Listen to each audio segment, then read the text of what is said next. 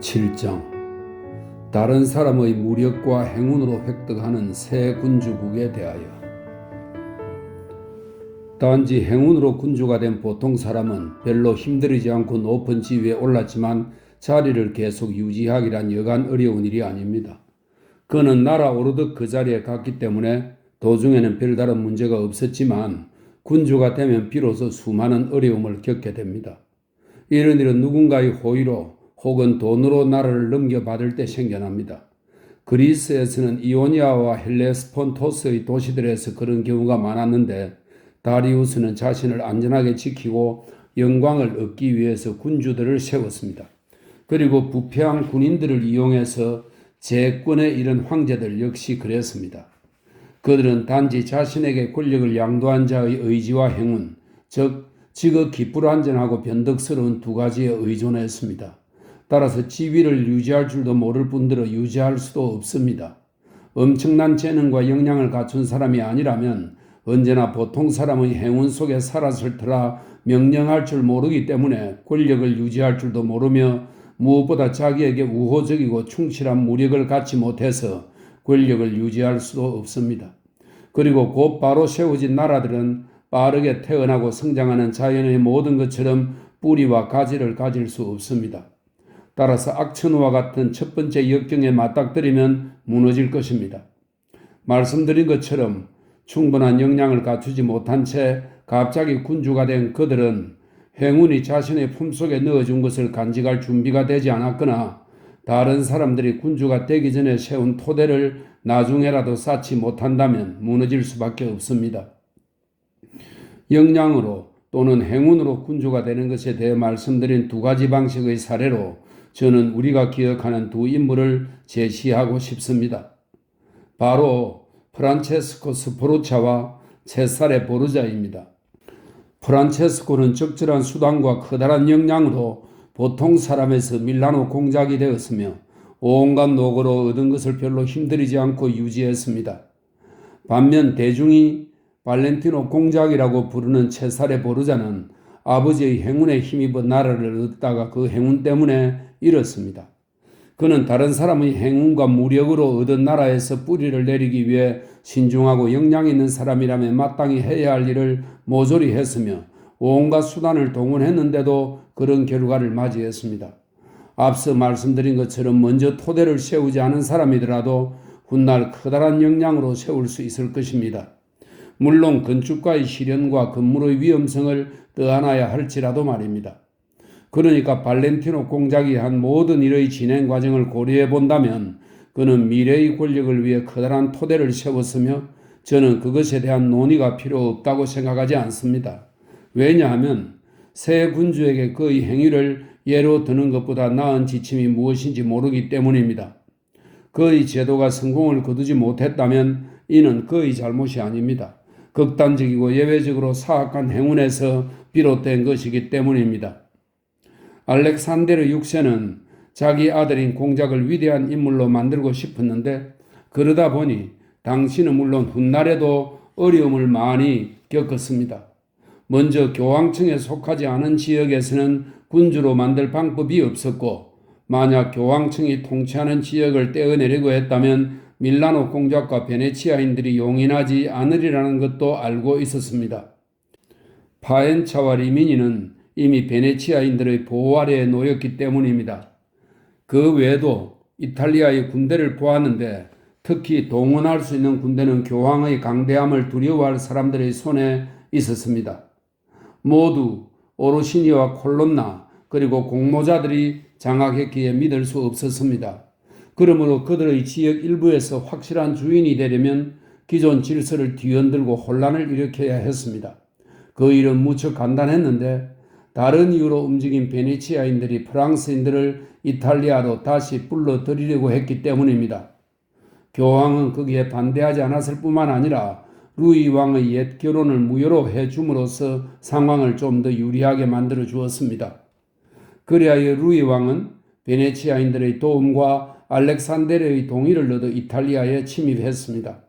그가 밀라노에 들어가자 곧바로 교황은 그에게서 로마냐 정복에 동원할 군대를 얻었는데 루이 왕은 명성을 지키고자 그 일을 허용했습니다.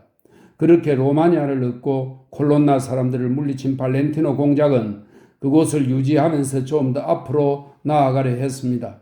하지만 두 가지 걸림돌이 있었습니다. 하나는 자신에게 충성을 다하지 않는 것 같은 군대였고 다른 하나는 프랑스의 의지였습니다. 말하자면 자신이 동원했던 오로시니의 군대가 자신을 따르지 않고 영토 확장 과업을 방해할 뿐만 아니라 이미 얻은 것까지 빼앗을까봐 걱정했으며 또 프랑스 왕도 그와 비슷하게 할까봐 염려했던 것입니다. 오로시니 군대의 충성심은 파엔차를 장악한 뒤 볼로냐를 공격했을 때 확인했는데 그들이 무기력하게 싸우는 모습을 보았기 때문입니다. 그리고 루이 왕에 대해서는 그가 우르비노 공국을 점령한 뒤 토스카나를 공격했을 때 본심을 알아차렸습니다. 루이 왕이 토스카나 공격을 그만두도록 그를 제지했기 때문입니다. 그리하여 공작은 다른 사람의 군대와 행운에 의존하지 않기로 마음먹었습니다. 첫 번째 조치로 로마에서 오르시니파와 콜론나파의 세력을 약화시켰는데 두 당파를 추종하던 귀족들에게 커다란 혜택을 제공함으로써 그들을 자기 편으로 확보했습니다. 그리고 자질에 따라 지휘권과 통치권을 부여했습니다. 그러자 몇 개월 안에 그들의 마음속에서 옛 당파에 대한 애정이 사라졌으며 그들은 완전히 공작의 편으로 돌아섰습니다. 그런 다음 콜론나 가문의 당파는 이미 흩어졌으므로 오르시니파를 소멸시킬 기회를 기다렸는데 마침내 기회가 오자 그것을 아주 잘 이용했습니다. 공작과 교황청이 막강한 힘으로 자신들을 파멸시키려 한다는 것을 뒤늦게 깨달은 오르시니 사람들은 페루자에 있는 마조네에서 모임을 가졌습니다. 모임의 결과로 우르비노의 반란, 로마니아의 소요 등 공작에게 많은 위험이 닥쳤지만 공작은 프랑스인들의 도움을 받아 모두 극복했습니다. 그리고 다시 명성을 얻게 되자 프랑스도 믿지 않았고 어떤 외부 세력도 믿지 않았으며 외부에 의존한 결과로 위험에 처하는 일을 피하고자 속임수를 썼습니다. 그는 자신의 속내를 감추고 파울로를 통해 오르시니 가문과 다시 화해했습니다.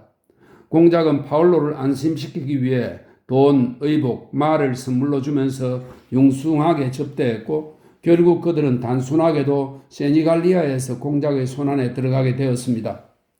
그렇게 우두머리들을 죽이고 그들의 추종자들을 친구로 만든 다음 공작은 자신의 권력을 확고히 유지하는 데 도움이 될 만한 토대를 세웠습니다. 그는 우르비노 공국과 함께 로마니아 전체를 얻었고 특히 로마니아 주민의 호의를 얻은 것처럼 보였습니다. 그들이 번영을 맛보기 시작했기 때문입니다. 이런 내용은 알려질 만한 가치가 있고 다른 사람이 모방할 만해서 간과하지 않겠습니다. 로마니아를 정복한 공작은 그동안 무능한 영주들이 그곳을 통치했다는 사실을 알게 되었습니다. 그들은 공정과 거리가 멀고 신민들을 약탈하는 데 급급했으며 사람들에게 통일보다 분열의 동기를 제공했습니다. 따라서 그 지방은 도둑질과 분쟁, 온갖 종류의 파렴치 행위로 가득했습니다. 공작은 그곳을 엄격한 권력에 복종하는 평화로운 지역으로 만들려면 효율적인 정부를 세워야 한다고 판단했습니다. 그래서 잔인하지만 일처리가 신속한 레미로 데오르코에게 그 지역을 맡기고 정권을 주었습니다. 그는 짧은 시간에 로마냐를 평화롭고 통일된 곳으로 만들어 커다란 명성을 얻었습니다. 나중에 공작은 그처럼 과도한 권위가 필요하지 않다고 판단했는데 그 이유는 정오를 받을까봐 염려했기 때문입니다. 그래서 로마냐 중심지에 시민재판소를 설치하고 탁월한 재판장을 임명했으며 각 도시가 자신들을 대변해줄 변호사를 두게 했습니다. 그리고 그동안 엄격하게 굴어서 조금은 정오를 샀다는 것을 인지했던 터라 민중의 마음을 씻어주고 완전히 자기 편으로 만들고자 이제껏 행했던 잔인한 조치는 자신이 아니라 통치자의 가혹한 성격에서 비롯되었음을 증명하려고 했습니다. 적절한 기회를 포착한 그는 어느 날 아침 체세나의 광장에 두 조각으로 잘린 레미로를 내놓으면서 나무 조각 하나와 피 묻은 칼을 한쪽에 놓아두었습니다.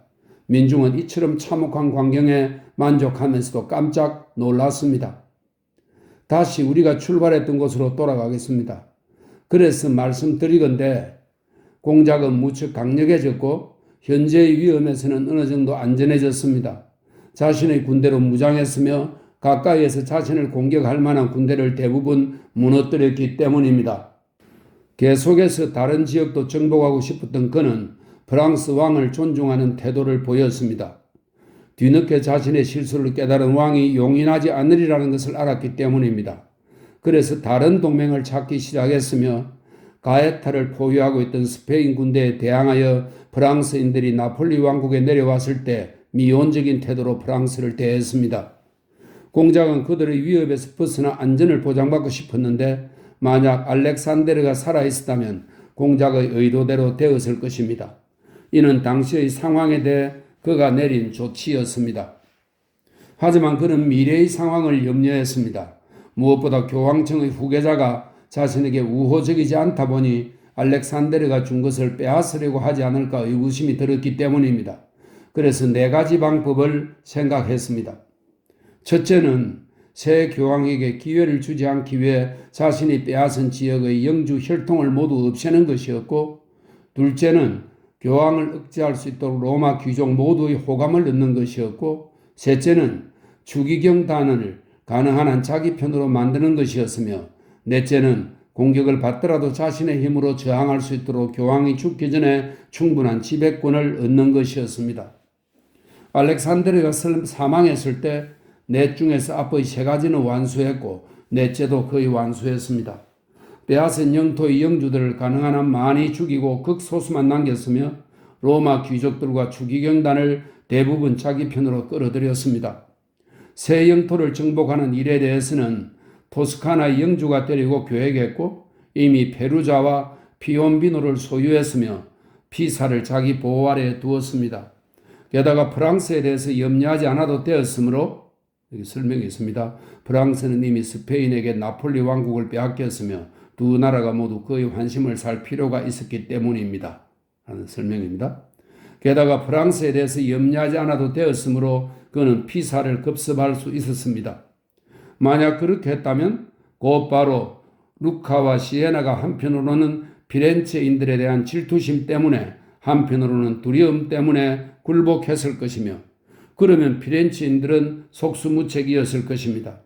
만약 이런 일에 성공했다면 이 설명입니다. 알렉산드르가 사망한 바로 그 해에 성공했을 것입니다.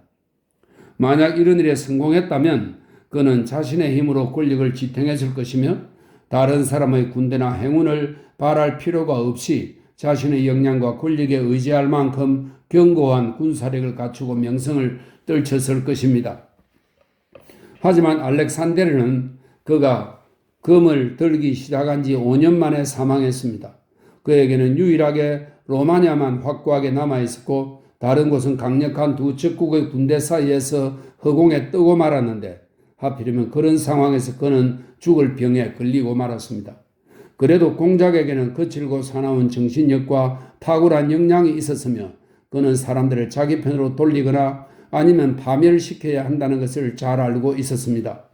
그토록 짧은 기간에 확고한 토대를 세운 터라 만약 군대가 가까이에 있지 않았거나 건강에 문제가 없었다면 그는 모든 어려움을 이겨냈을 것입니다. 그의 토대가 훌륭했다는 것은 곧바로 알 수 있습니다. 로마냐는 1달 이상 그를 기다렸고 로마에서는 그가 반죽음 상태였는데도 안전했기 때문입니다. 발리오니, 비텔리, 오르시니 가문이 로마에 왔지만 반란을 일으키지 않았습니다. 그는 자신이 원하는 사람을 교황으로 만들 수는 없었지만 적어도 원하지 않는 사람이 선출되지 않게 할 수는 있었습니다. 만약 알렉산데르가 사망했을 때 그가 건강했더라면 모든 일이 순조롭게 진행되었을 것입니다. 율리우스 2세가 선출되던 날 그가 제게 말했지요. 아버지가 세상을 떠나면서 나타날 법한 모든 일을 생각했고 그에 대한 대비책을 세웠는데 아버지가 사망하면서 자기도 죽기 직전에 노일이라는 꼴은 전혀 예상하지 못했다고 말입니다. 공작의 행위를 종합해보면 저는 그를 비난하고 싶지 않습니다. 오히려 타인의 무력과 행운으로 통치권을 얻은 사람에게 모방할 표본으로 제시할 가치가 있어 보입니다. 커다란 뜻과 야망을 품은 그가 다른 방식으로 통치할 수는 없었을 것이기 때문입니다. 그의 계획을 가로막은 것은 단지 알렉산데르의 짧은 삶과 자신의 병이었습니다. 그러므로 누구든지 새 군주국에서 적의 위협을 피하고 친구를 얻고 무력이나 기만으로 승리하고 민중이 자신을 두려워하면서도 사랑하게 만들고 병사들이 존경하면서도 복종하게 만들고 자신을 공격할 수 있거나 공격해야 하는 사람들을 소멸시키고 새 제도로 옛 제도를 개혁하고 엄격하면서도 친절하고 관대하면서 자유롭고 불충한 군대를 없앤 다음 군대를 새로 조직하고 왕이나 군주들과 우정을 유지하고 그리하여 그들이 자신에게 은혜로 혜택을 베풀거나 아니면 공격을 망설이도록 만들어야 한다고 판단한 사람은 그의 행동보다 더 참신한 예를 찾을 수 없을 것입니다. 단지 교황 율리우스의 선출과 관련해서 그가 잘못 선택한 것은 비난받을 수 있습니다. 왜냐하면 앞서 말한 것처럼 자기 마음대로 누군가를 교황으로 만들 수는 없었지만 특정 인물이 교황으로 추대되지 않도록 막을 수는 있었기 때문입니다. 그리고 자신이 공격했거나 아니면 교황이 된 다음 자신을 두려워할 만한 추기경 중에서 교황이 나오도록 절대 허용하지 말아야 했습니다. 왜냐하면 사람들은 두려워하거나 정오하는 대상을 공격하기 때문입니다. 그가 공격한 추기경들로는 산피에트로 인 빈콜리, 콜론나, 산 조르조, 아스카니오가 있었으며 다른 추기경들은 모두 교황이 되면 그를 두려워할 사람들이었습니다. 루앙과 스페인 추기경들만 예외였으니 스페인 추기경들은 관계와 의무 때문이었고 루앙은 프랑스 왕국과 연결된 권력 때문이었습니다. 그러므로 공작은 무엇보다 먼저 스페인 출신을 교황으로 세워야 했으며 그럴 수 없었다면 산피에트로 인 빈콜리가 아니라 루앙을 지지했어야 합니다. 그리고 중요한 인물들이 새로운 혜택을 얻으면 과거에 받은 모욕을 잊을 수 있다고 믿은 사람은 자기 기만에 빠지고 맙니다. 그러니까 공작은 중요한 선택에서 실수를 범했고 그것이 그를 파멸에 이르게 한 원인이었습니다. 8장 사악함으로 군주가 되는 사람들에 대하여. 하지만 보통 사람에서 군주가 될 때 행운이나 역량의 덕으로 돌릴 수 없는 두 가지 방법이 있는데 이를 간과할 수는 없습니다. 비록 그 중 하나에 대해서는 공화국을 다룰 때 광범위하게 논의할 수 있겠지만 말입니다. 두 가지 방법은 사악하고 역겨운 수단이나 방식으로 군주의 자리에 오르는 경우와 평범한 시민 한 사람이 다른 시민들의 호의를 얻어 조국의 군주가 되는 경우입니다. 그 중 첫 번째 방법은 옛날과 현재의 두 가지 사례로 증명할 것이며 장점에 대해서는 별도로 검토하지 않을 것입니다. 필요하다면 사례를 모방하는 것만으로 충분하기 때문입니다. 시칠리아의 아가토클레스는 보통 사람의 운명으로 그것도 낮고 비천한 신분에서 시라쿠사의 왕이 되었습니다. 옹기장의 아들로 태어난 그는 악행을 일삼으며 살았습니다. 그렇지만 자신의 사악한 성향에다 정신적, 육체적 역량을 덧붙였고 군대에 들어간 뒤에는 모든 단계를 밟아나가면서 시라쿠사의 사령관 자리에 올랐습니다. 그러자 그는 군주가 되어 타인의 도움 없이 무력으로 지위를 유지하겠다고 결심했습니다. 그런 다음 계획을 실행하기 위해 카르다고의 하밀카르와 공모했습니다. 그때 하밀카르는 군대를 이끌고 시칠리아에서 싸우는 중이었습니다. 어느 날 아침 아가토클레스는 나라의 일을 결정하는 자리로 가장하고 시라쿠사의 원로원과 시민을 불러 모은 다음 병사들에게 미리 정해둔 신호를 보내어 원로원 의원들과 부자 시민들을 모두 죽였습니다. 이렇게 그는 아무런 저항 없이 도시의 군주 자리를 차지한 뒤 권력을 유지해 나갔습니다. 또한 그는 카르타고에 두 번이나 패하고 마지막에는 포위당했지만 도시를 지켰을 뿐만 아니라 도시를 방어하기 위해 남겨둔 병력을 제외한 나머지 군사들을 이끌고 아프리카를 공격했습니다. 그렇게 그는 짧은 시간에 시라쿠사를 적의 포위에서 해방하고 카르타고를 극단적인 상황으로 몰아넣었습니다. 그리하여 카르타고인들은 아가토클레스와 협상하고 아프리카 영토에 만족하면서 시칠리아를 그의 몫으로 남겨두었습니다. 따라서 그의 행동과 역량을 고찰해보면 행운으로 돌릴 수 있는 것이 없거나 무척 적습니다. 그러니까 앞에서 말씀드렸듯이 그는 누군가의 호의가 아니라 수많은 불평과 위험을 이겨내며 얻어낸 군사적 지위를 토대로 군주의 자리까지 올랐고 나중에는 대담하면서도 위험한 수단까지 동원해 권력을 유지했습니다. 더구나 시민들을 죽이고 친구들을 배신했으며 신의와 자비 그리고 신앙심도 없는 형태를 역량이라고 부를 수 없습니다. 그런 수단을 통해 통치권을 얻을 수야 있겠지만 명예를 얻기는 어렵습니다.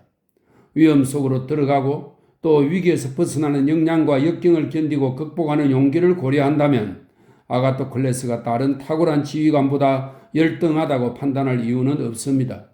하지만 수없이 저지른 악행을 비롯해서 야만적일 만큼 잔인하고 비인간적인 면 때문에 탁월하다고 찬양받는 인물의 반열에 들기는 어렵습니다.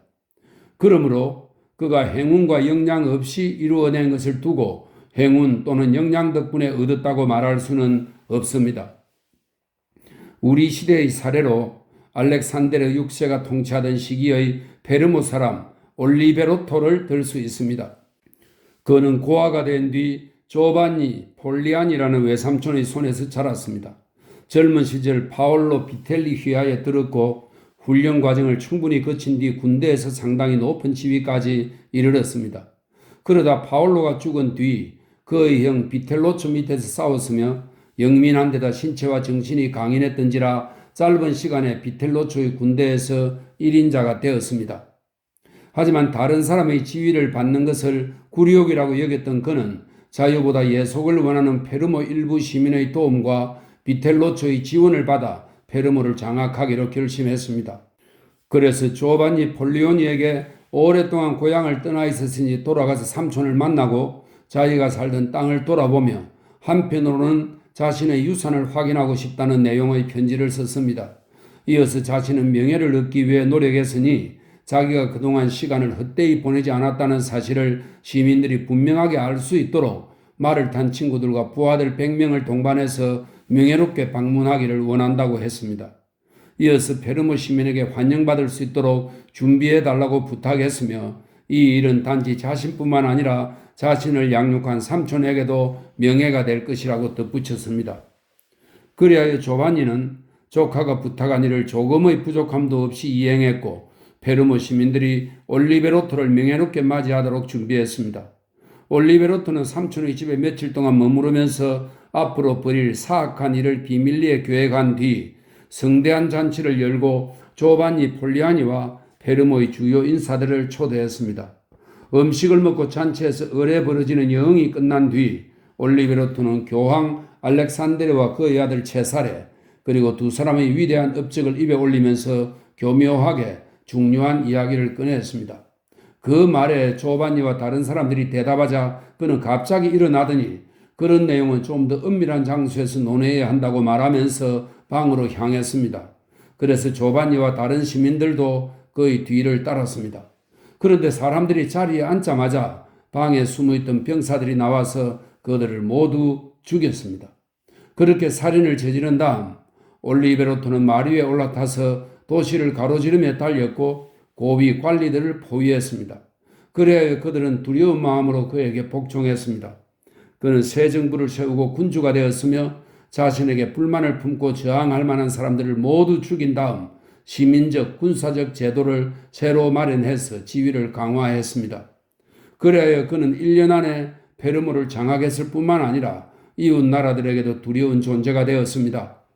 만약 앞에서 말씀드렸듯이 세니갈리아에서 오로시니와 비텔리가 잡혔을 때 올리베로토가 체살의 보르자에게 속지 않았다면 그를 축출하는 일은 아가토클레스를 무너뜨리는 일만큼이나 어려웠을 것입니다.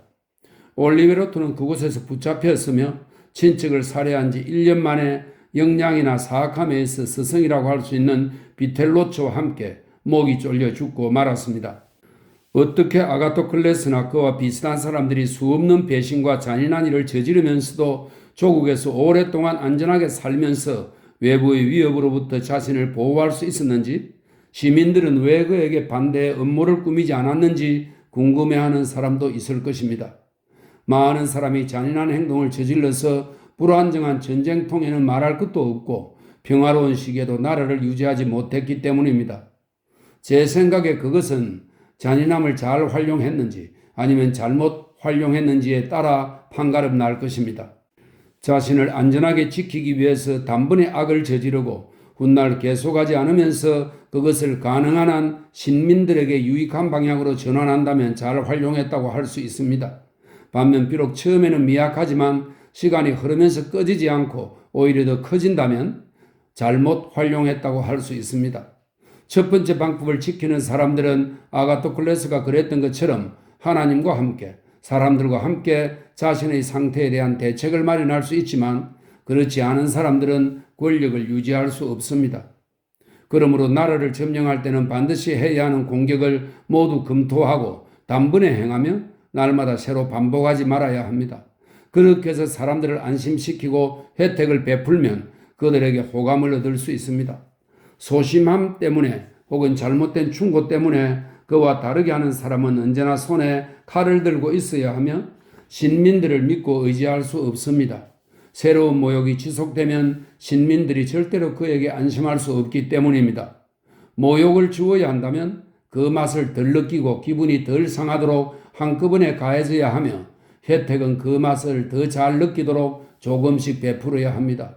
무엇보다 군주는 좋든 나쁘든 어떤 사건을 마주하더라도 자신의 행동을 바꾸지 않으면서 신민들과 살아야 합니다. 역경의 시기에 어려움이 닥치면 당신은 악행에 의존할 시간이 없고 선행을 베풀어도 도움이 되지 않을 것입니다. 억지로 했다고 여겨서 전혀 감사하지 않을 것이기 때문입니다. 9장 시민 군주국에 대하여 보통 시민이 사악함이나 그 밖의 견딜 수 없는 폭력을 통해서가 아니라 다른 시민들의 호의를 얻어서 조국의 군주가 되는 경우에 대해 말씀드리자면 설명입니다. 그것은 시민 군주국이라 부를 수 있는데 거기에 이르려면 순전한 역량이나 행운이 아니라 도리어 운 좋은 교활함이 필요하지요. 말씀드리자면 그런 지위는 민중의 호의 혹은 귀족들의 호의로 오를 수 있습니다. 모든 도시에는 두 가지 서로 다른 성향이 있는데 민중은 귀족들에게 명령을 받거나 억압되기를 바라지 않고 반대로 귀족들은 민중에게 명령을 내리며 그들을 억압하고 싶어 합니다. 이처럼 서로 다른 욕망 때문에 도시에서는 세 가지 형태 중 하나가 나타나는데 군주국, 자유, 그리고 방종입니다. 군주국은 이쪽 또는 저쪽이 기회를 포착함에 따라 민중에 의해 혹은 귀족들에 의해 세워집니다. 귀족들은 민중의 압박을 견딜 수 없을 때 자신들 중 한 명에게 호의를 보여서 그를 군주로 만든 다음 군주의 그늘 아래에서 자신의 욕망을 이루려고 합니다. 그리고 민중도 귀족들에게 저항할 수 없다는 사실을 깨달으면 한 사람에게 호의를 주고 그를 군주로 만든 뒤 그의 권위를 힘입어 자신들을 보호하려고 합니다. 귀족들의 도움으로 군주가 되는 사람은 민중의 도움으로 군주가 되는 사람보다 권력을 유지하기가 어렵습니다. 왜냐하면 군주 주위에는 자기가 그와 동등하다고 생각하는 사람이 많기 때문입니다. 그래서 군주는 자기 방식대로 그들에게 명령할 수도 없고 그들을 마음대로 다룰 수도 없습니다. 하지만 민중의 호의로 군주가 된 사람은 혼자 있게 되고 따라서 주위에 복종하지 않을 만한 사람이 전혀 없거나 아주 적습니다. 그 외에도 다른 사람들을 모욕하지 않고 정직하게 행동하는 것으로 귀족들을 만족시킬 수는 없지만 민중에게는 그렇게 할 수 있습니다. 민중의 목적은 귀족들의 목적보다 정직하니 곧 귀족들은 억압하려고 하고 민중은 억압받지 않으려고 하기 때문입니다. 게다가 군주는 적대적인 민중으로부터 자신을 지키기 어렵습니다. 수가 너무 많기 때문입니다. 반면에 귀족들로부터는 안전할 수 있는데 이는 수가 적기 때문입니다. 군주가 적대적인 민중에게 당할 수 있는 최악의 상황은 그들에게 버림받는 것입니다. 하지만 적대적인 귀족들에게서는 버림받는 것뿐만 아니라 그들이 자신에게 반역하는 것까지 두려워해야 합니다. 그들은 안목이 높고 교활해서 언제나 자신들을 구할 시간적 여유가 있고 승리가 예상되는 자들의 환심을 얻고자 노력합니다. 그리고 군주는 언제나 동일한 민중과 살아야 하지만 동일한 귀족들과 함께 살 이유는 없습니다. 언제든지 임명하거나 해임할 수 있고 원하는 대로 그들의 명성을 높여주거나 빼앗을 수 있기 때문입니다. 이 부분을 좀 더 명확하게 밝히기 위해서 말씀드리자면 귀족들에 대해서는 주로 두 가지 방식을 고려해야 합니다. 그들은 당신의 행운과 완전히 결부되도록 행동하거나 아니면 그와 다르게 처신합니다. 당신의 행운과 관련이 깊고 탐욕스럽지 않은 자들은 존중하고 사랑을 주어야 하지만 그렇지 않은 자들은 두 가지 방식으로 검토해야 합니다. 소심하거나 선천적으로 용기가 부족해서 그렇게 행동한다면 그들에게 좋은 충고를 해줄 만한 자들을 활용하는 것이 좋습니다.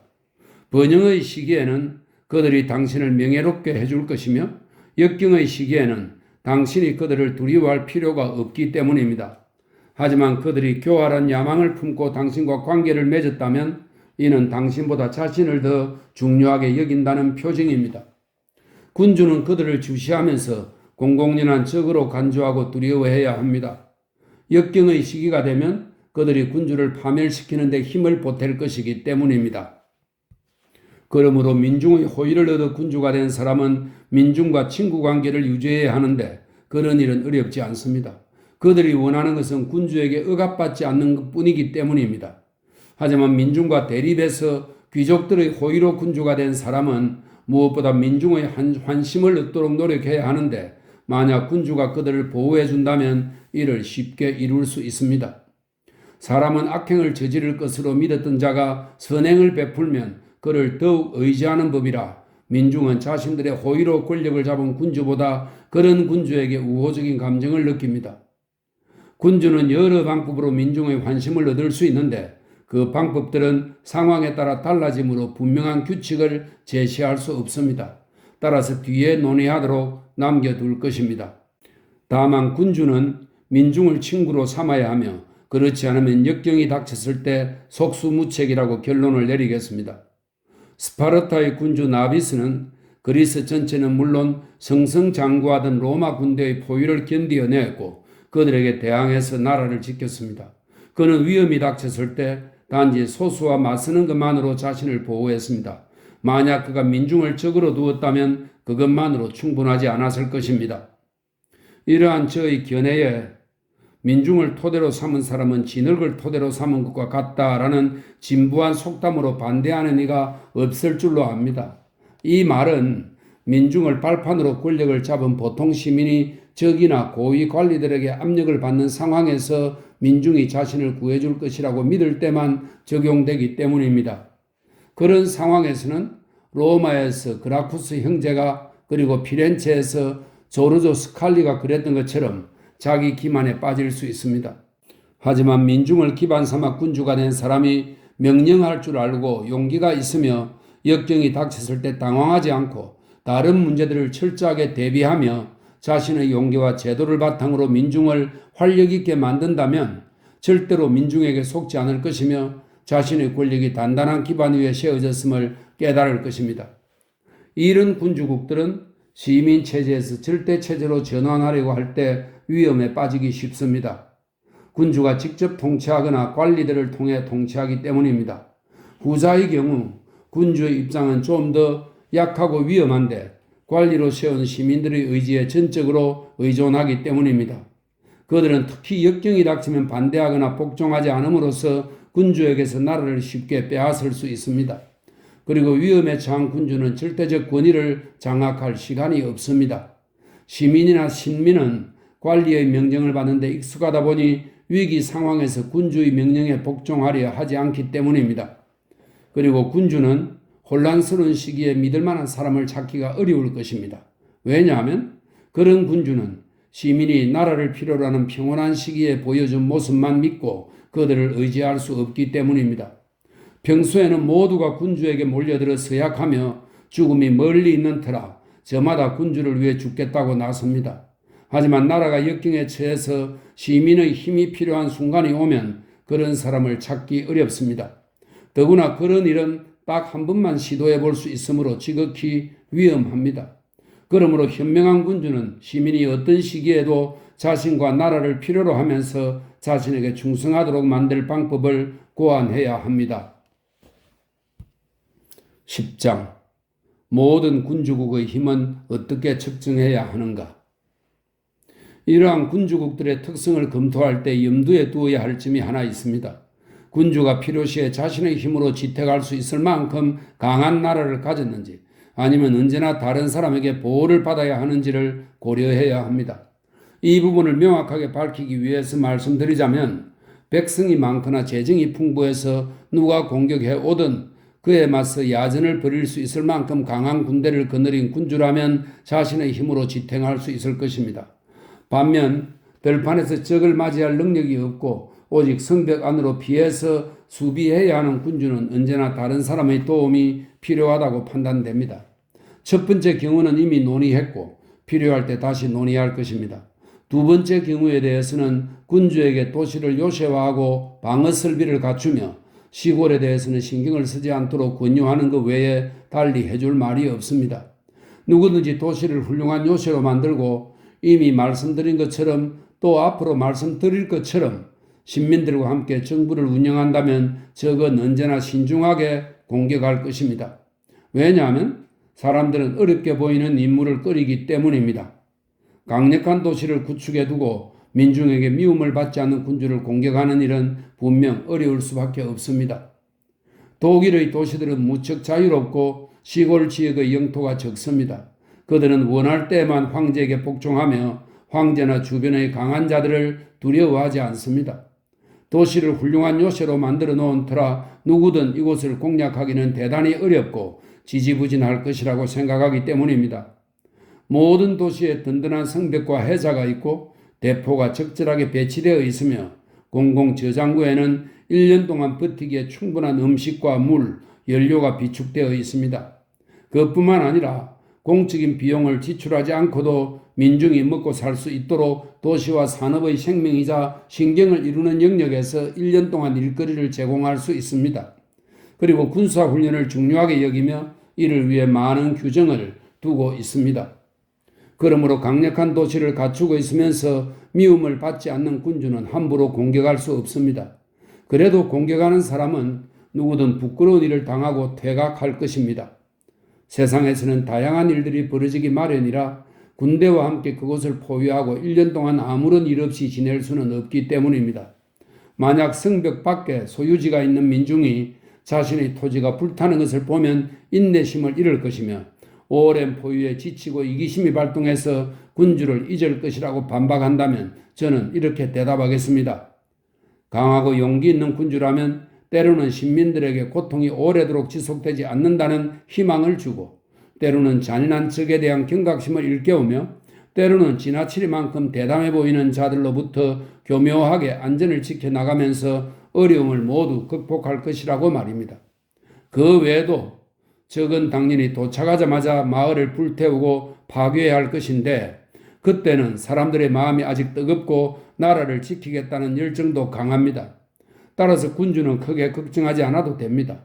며칠 후 마음이 가라앉았을 때는 이미 피해를 보았고 고통도 받을 만큼 받았고 마땅한 대책도 없을 것이기 때문입니다. 사람들은 군주를 지키기 위해 자신들의 집이 불타고 소유지가 파괴되었으니 이제 군주가 자신들에 대해 의무를 졌다고 생각하면서 군주와 더욱 똘똘 뭉치게 됩니다. 그리고 사람들의 본성은 자신이 받는 혜택과 마찬가지로 자신이 베푸는 혜택에 의해서도 서로 얽매이게 됩니다.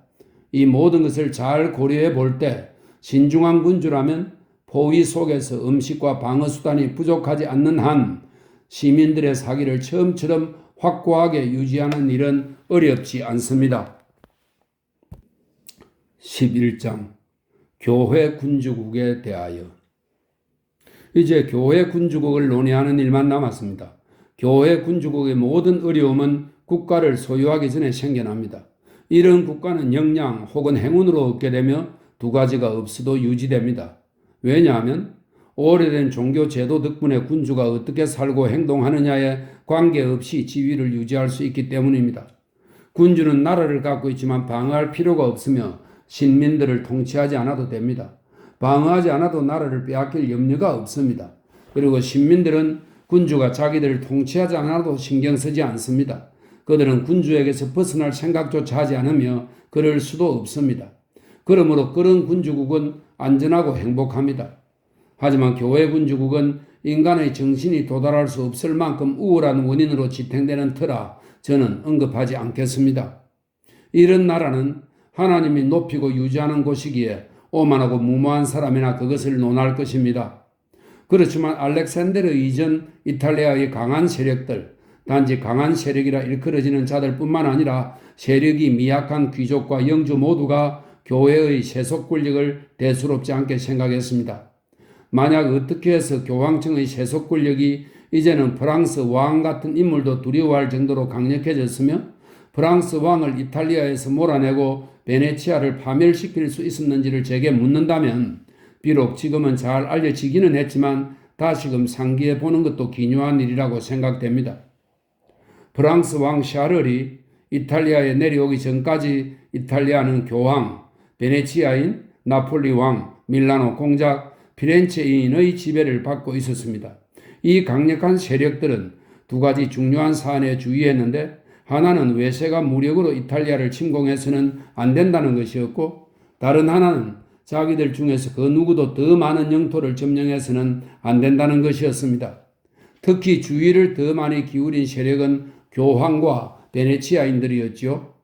다른 세력들은 페라르를 방어할 때 그랬던 것처럼 연합해서 그들을 견제했습니다. 그리고 교황을 견제하려는 목적으로 로마의 귀족들을 이용했습니다. 로마의 귀족들은 오르시니와 콜론나로 나뉘었고 두 당파 사이에는 언제라도 분쟁이 일어날 만한 여지가 있었습니다. 또한 그들은 교황의 눈앞에서도 손에 무기를 들고 있을 만큼 교황권을 약하고 무기력하게 만들었습니다.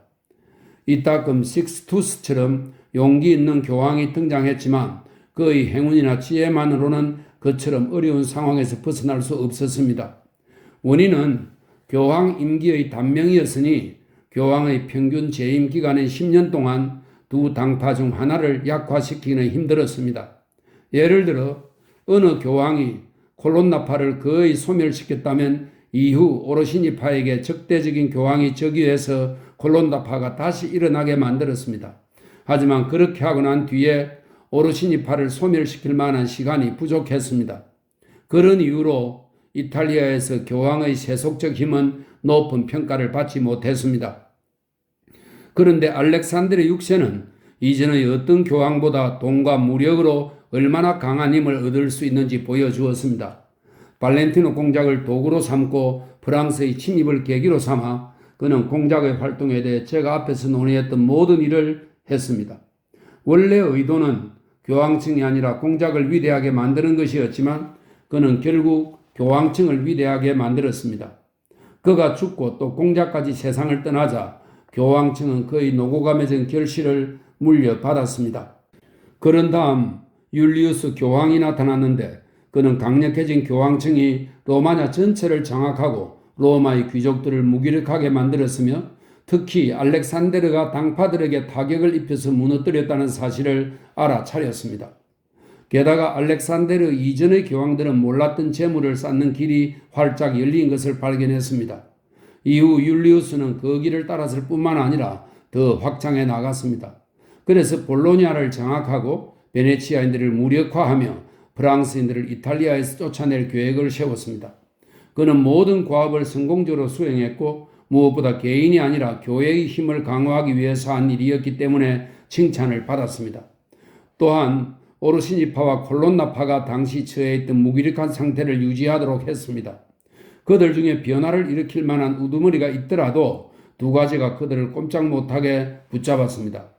하나는 놀랄 만큼 강력한 교황청의 힘이었고 다른 하나는 그들에게 소란을 일으킬 만한 추기경이 없다는 것이었습니다. 언제든 추기경을 갖게 되면 당파들 사이에 평화는 없을 것입니다. 그들이 로마 안팎에서 당파를 조성하고 귀족들은 자신이 속한 당파를 보호하도록 강요받을 것이며 그런 식으로 귀족들 사이에는 성직자들의 야망에서 비롯된 불화와 소란이 발생하기 때문입니다. 이제 레오 교황 성하께서 이처럼 막강한 교황의 직위를 받으셨으니 전임 교황들이 무력으로 그 자리를 위대하게 만들었다면 이분께서는 선량함과 헤아릴 수 없는 역량으로 그 자리를 가장 위대하고 존경받게 만드실 것이라고 기대합니다.